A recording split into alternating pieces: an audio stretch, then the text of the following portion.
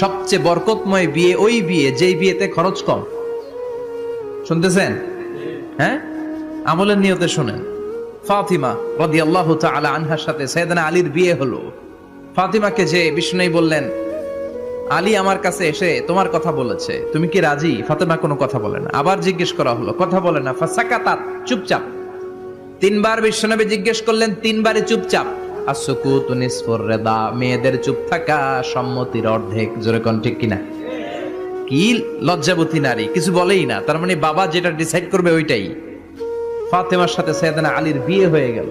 সামান্য কিছু কাপড় পেয়েছেন, সামান্য কিছু দিরহাম পেয়েছেন, সামান্য কিছু মহরানার বিনিময়ে বিশ্বনবীর কন্যা সাইয়্যিদাতু নিসাই আহলিল জান্নাহ, সব নারীদের সর্দারিনী, যে ফাতেমা জান্নাতের দরজার ভেতরে ধাক্কা না দিলে কোনো নারী জান্নাতে প্রবেশ করতে পারবে না।